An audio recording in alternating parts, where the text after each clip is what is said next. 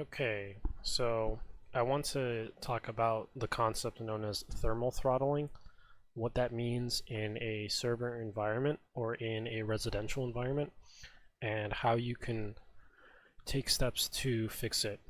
So let's take a color here. You have on your main board your CPU, and your CPU is hopefully the hottest thing on the motherboard, right? In your system, your CPU should be the hottest thing. That's why it has its own dedicated fan. That's why it has its own dedicated cooling system. Um, if we go here, if you're looking for a really nice passive cooler, I really do stand by the Hyper 12, the Hyper 212 Evo. Cheap and expensive. You can get these used for like 20 bucks, 30 bucks, $14 sometimes. Um, some people really like to go through a water cooled environment, and that's really good if you're overclocking or if you have a high TDW, TDW or total wattage draw, high power hungry CPU that needs to have that level of cooling. However, even me with, even on my build right now, if we go to my system information, I'm using a i7-11700K, 3.6 gigahertz, right? And this specific model of i7s are incredibly notorious for being cookers. Like if it's strange because I bought the i7 and then I read the reviews of it and everyone was talking about how i7s are like the worst thing ever, waste of sand. This guy's talking about how hot they are, how much all this other shit. And then what I learned about it is just it's a lot of noise because this i7 has gotten me high performance with my games, have supported my 3060. I've never had issues with it at all because you keep up with the cooling. Now, how I keep up with the cooling is I'm mindful of this concept. So I want to talk about the idea of thermal throttling because I see it with people I know, and it's kind of hard to explain without a PowerPoint presentation. So when your CPU, if this is 0 degrees Fahrenheit or whatever, when your CPU turns on, obviously it's coming from 0, and then it starts heating. Now, normal operating temperatures should be from maybe here to there, right? Depending on the load. But sometimes, if you don't have inadequate, or if you have inadequate thermal conductivity to the cooling unit, or thermal conductivity on the CPU, the CPU the CPU temperature will rise to what I refer to as the critical point. And the second that occurs, the system is smart enough to shut itself down, right? And if the system has a constant boot directive, like it's a server, in the sense that the server's main command or the server's main directive is to constantly achieve a state of boot, so it's always going to turn itself on if it can. It's going to do that over and over and over and over again, right? From a residential perspective, from someone who just has a PC at home, you're just going to have random intermittent, random intermittent shutoffs for no reason because your CPU is hitting the critical point every single time you put it under load, right? Load being high processing, or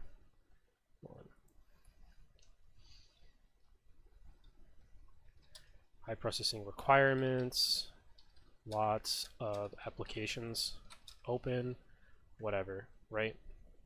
Sometimes the CPU thermal conditions can be so bad that it can't even maintain its operating temperature, in the sense that if this is its normal operating temperature, it'll get to that point or near that point and then find a critical point, and well, actually no, that's not accurate. It'll surpass its main operating temperature, basically the same thing that I've already illustrated.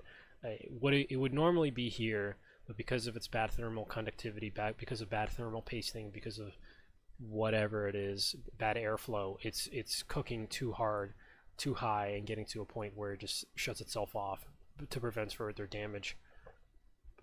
One really good habit to get into, especially if you're on the desktop, or if you're a home gamer and we're talking about your gaming PC, is to repaste your thermal paste at least once every 2 years. I've gotten away with once every 3.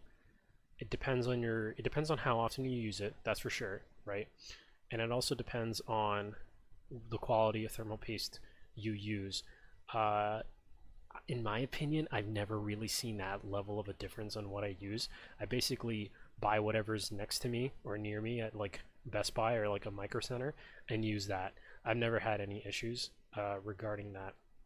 The second half of this video, now that I've illustrated point 1, the second half of this video, I want to run some benchmark tests. And the first test is based on the old Dell Optiplexes that I got from eBay. The first test is stress test what we have, right? Now, the second Dell Optiplex I got is pretty dirty on the inside, so I can assume that the previous owner wasn't so gracious with it and that the CPU thermal paste was never replaced. So I want to stress test that and see what kind of operating temperatures we can get with it. See if it can be stable during a proper load. The second test I want to see is a stress test using normal thermal paste. I say normal thermal paste in the sense that this is thermal paste that you can buy at the store.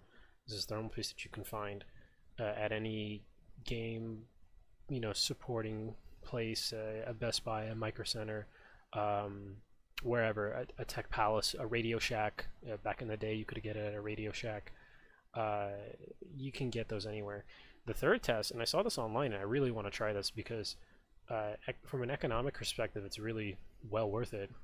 Stress test using what is it called? Anti-seize. Now, you might be scratching your head on what that is. If from a mechanics perspective, it's what you put on bolts so that way they don't rust together. But the thing is with anti-seize is that, I hope this gets in the shot, it has incredibly high thermal conductivity in addition to being incredibly thermally forgiving. I think you can use anti-seize before it breaks down at a molecular level to, I think, about 870 degrees. Like it says this, anti-seize lubricant prevents seizing, galling, and corrosion of metals in temperatures between -65 degrees Fahrenheit and 1600 degrees Fahrenheit, or 857 or 870 degrees Celsius. And we're talking about operating within temperatures of 50 to 80 to maybe 90, 100 degrees Celsius for a CPU. So I want to see its performance that way. The biggest criticism that someone could have with the anti-seize thermal paste would be the idea that it wouldn't last as long, or you'd have to repaste it all the time, or whatever. Some CPU coolers are a bit of an inconvenience to disassemble to repaste. I understand that, but when we're talking about the economics, I mean, you're getting 8 fluid ounces of thermal paste of anti-seize that you can use in other applications, automotive applications, and residential applications as well. Things you just don't want rusted, things you want lubricated for different purposes. You'd be surprised how often you would use anti-seize when you can. It's as ubiquitous as something like electrical tape. In addition to that, because you have so much, and the cost of anti-seize is also the cost of a good thermal paste. Like this entire bottle of anti-seize is like $10, right? That's the same amount as CPU thermal paste that you're going to only use like once and then lose the bottle somewhere. I mean, let's be real here. If you manage to lose this, that's amazing to me. So we'll conduct the parameters of the test here in a second, and I'll come back with the results. All right, so this is the analysis portion of the video, comparing my original paste that came with the PC that I got from eBay, and I gotta tell you, it was real garbage. I put in some new thermal paste. Admittedly, this isn't some like high performance stuff that you get out of Micro Center. This is just some stuff that I had laying around from my previous computer builds that I've helped my friends with. It is name brand, I will say that, but I'm not going to say the name of the brand. And versus, because this is not one of those kind of videos where I compare different types of thermal paste and oh, is a Corsair thermal paste better than this and that? I almost guarantee you that they're getting it from like the same 5 factories from like, you know, China or Taiwan or something. So to me, it ultimately doesn't matter. I'm also not comparing something like gallium or liquid metal cooling. And then I'm also comparing this to your run-of-the-mill anti-Sieze that you can get a whole bottle for from Amazon. I got charts, stats, and pictures. So this is the original thermal paste that came with the computer. Hot garbage. That dust, yeah, all of the brown stuff around it is this little like halo around the thing is just dust, like really bad. Like I'm pretty sure this came from some sort of residential environment, somebody's house computer. They left it on the carpet or whatever. It's just nasty. So I cleaned it up afterwards. Most of the paste was on the cooler, and I know that it really doesn't matter when they're sandwiched. However, ideally you wouldn't want to see like bald spots on the heat shield of the CPU. Like it looks like a sandwich here. Like if you look at this this bald spot up top and down here, you want to see some sort of uniform spread. I can safely assume that this thing has never been cleaned or never been repasted since its manufacture, or at least 5 years. So the statistics that I got from it reflect it. I actually messed up on the charting. I messed up on the test for this guy. I ran it for 15 minutes. You can see the original plateau and then the secondary spike. The secondary spike was when I selected stress FPU, cache, system memory, and local disks. That is the parameter going forward for the rest of the tests. I just wanted to run this test on the original pace for fun. It actually performed fairly decent, and this was before I split it apart. It performed fairly decent before I changed the parameters of the test. Now it was hitting upper 60s and lower 70s, and the thing is, that's at the beginning of the plateau curve. Typically, what that means is it has a whole lot more to go. So I wouldn't be surprised if the CPU was going to hit the top of its plateau curve in the low 80s, maybe mid 80s. The average would probably be in the 60s or 70s, and that isn't a big deal. However, I would ideally not like to have it, just in case. Especially if I'm putting it under like intense loads for gaming applications or something like that, which I might not do with this PC because that's not really what it's for. But for the CPU stress test that I conducted with what is it called? AIDA64, AIDA64. It tests it at 100%, as if I have 10,000 applications up and everything else. At the end of the video, I have a whole bunch of notes and caveats to really explain to you the extreme nature of this test and how you're kind of good with whatever choice that you take. So I put in the new proper thermal paste, and there's a really good adage that I heard from my time in the trades, either from someone who's blue collar like a welder or something like that, that two of a trade never agree. There's not a giant consensus on how you should apply thermal paste. Some people do one giant dot in the middle, some people do a cross, some people do an X, some people they just put they lather it like a toaster strudel. I personally don't care, and in my experience, if you do the X method or any other method, it'll work either way as long as it gets paste, considering the fact that it's going to be evenly spread across the board. This picture does not do any justice to the y-axis on how tall that thermal paste is. It's a lot, even for my standards. It's a lot of paste, so it should evenly spread and do well enough for our testing. Our results were pretty expected. Average during a 100% test was about 31, as we can see here under the statistics page. The chart, you see this drop off, and that's when I clicked stop test. It immediately, like this yellow line on the bottom chart represents CPU load, so the second I click off on it, it'll drop the temperature as well.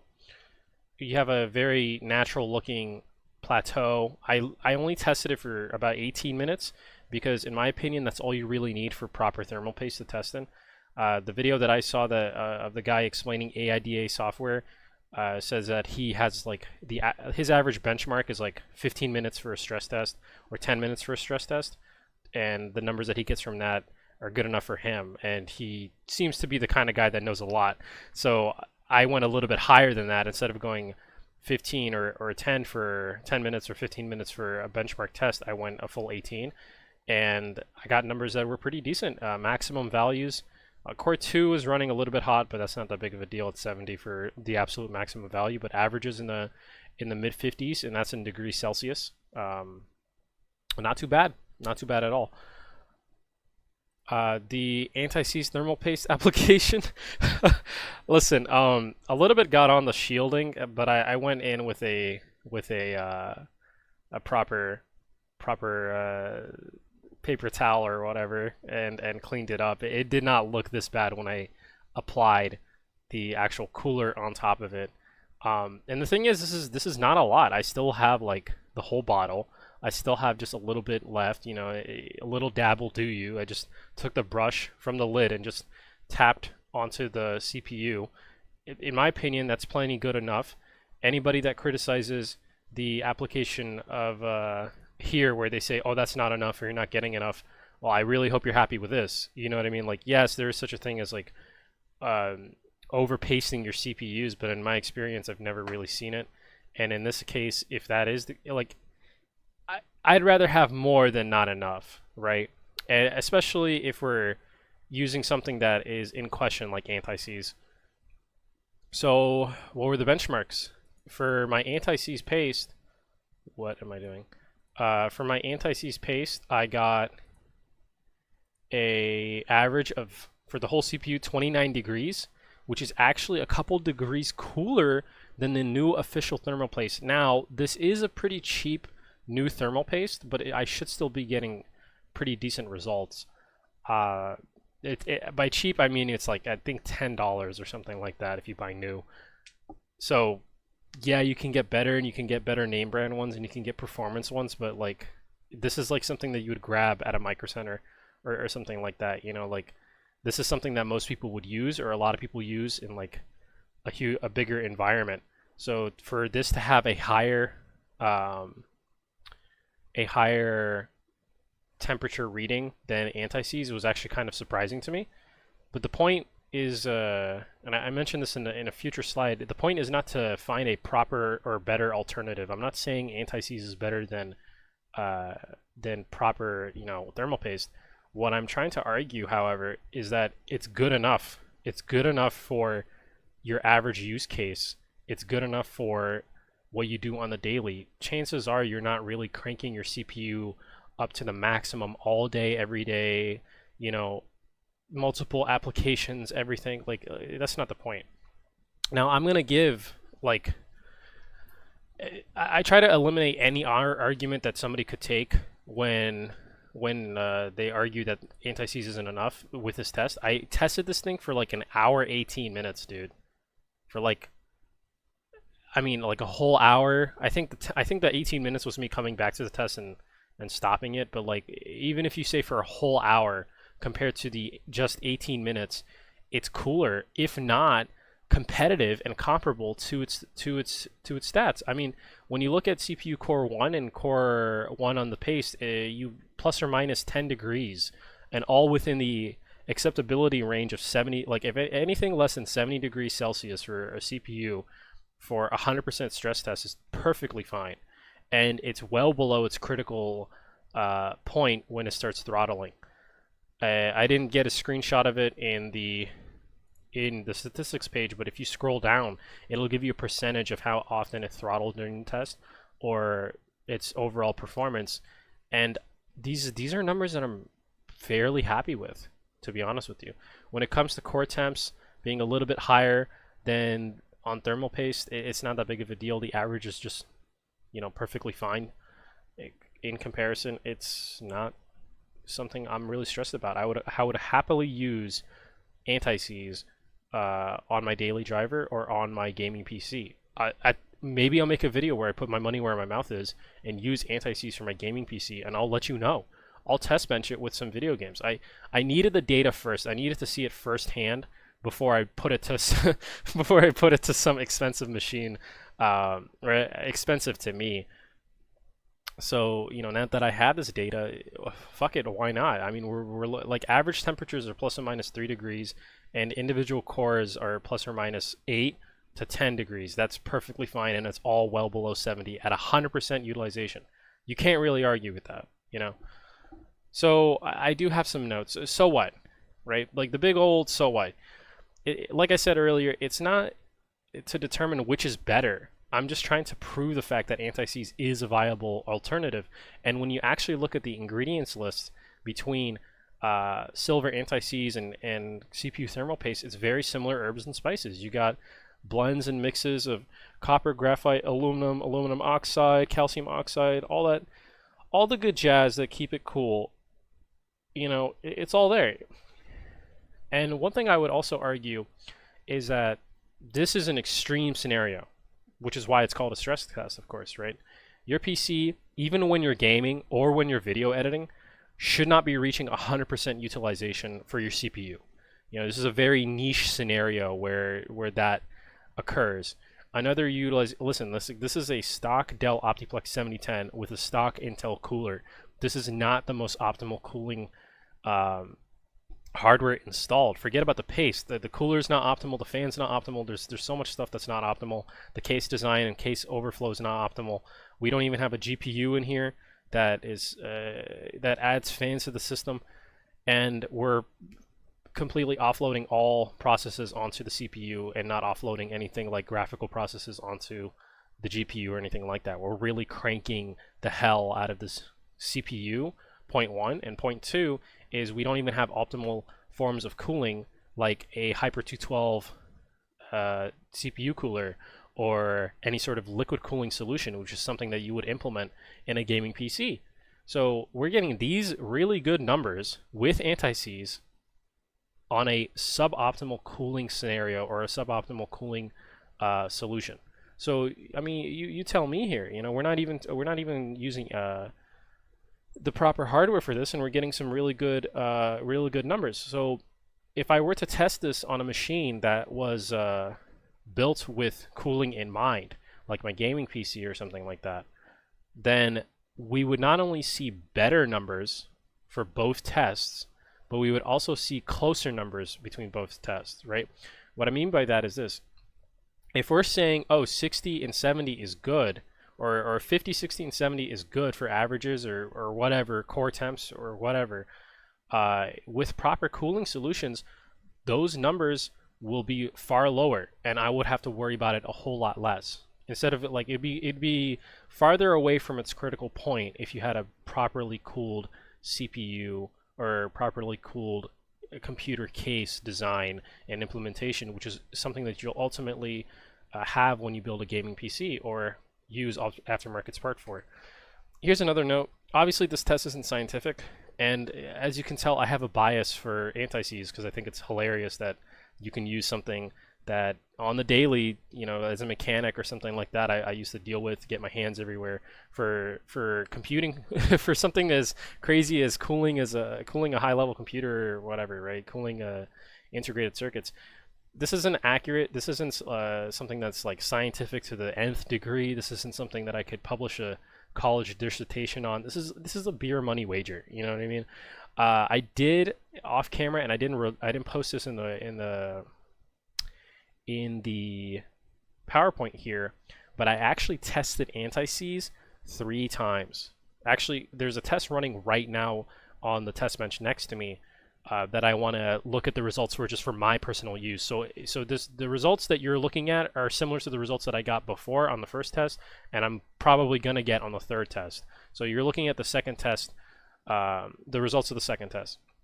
Now, a better scientific test would involve multiple attempts, an Excel spreadsheet to track data, different parameters, different numbers, different high frequency, whatever. Like, yeah, you can get really lost in the details.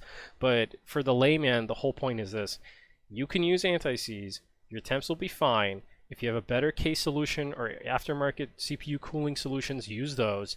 And if you have better fan design and better fan solutions and temperature airflow solutions for your PC, use those as well. You'll be just fine with anti-seize. Now, I already mentioned it earlier, you're probably not using your CPU max utilization to 100%.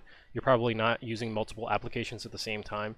You're probably not video editing while you're playing, Crisis 3 or something or something like that, and using integrated graphics for all of it. Most of the time that shit's going to get offloaded to your graphics card. And because of the fact there's no graphics card in the system, we're also not having an extra 2 or 3 fans that can help with the overall cooling of the case and the overall cooling of the CPU. Yeah, they're GPU case fans, but they also help the cooling of the overall case. Most of the time, your average use case would be, maybe a browser on the right screen and your video game on the left, or Spotify running while you're playing video games or something like that. You're not using multiple applications all the time, non-stop, especially for something high performance or CPU demanding. Most of the games that you play are not CPU demanding. Most of the games that you play are graphics demanding. You're not really maxing out your CPU, especially to the point where it's comparable to the levels of a stress test. League of Legends on the left screen, Subway Surfers on the right, and Excel 2019 in the middle. You're probably not doing that, So, hey, in my opinion, this gets my stamp, and I can't wait to put this in my own gaming PC. That is the real. Put your money where your mouth is. I mean, yeah, some guy can talk a lot of shit about some, cheap throwaway PC that he got from eBay, but can he put it in a gaming PC? Well, we'll find out. Have a great one.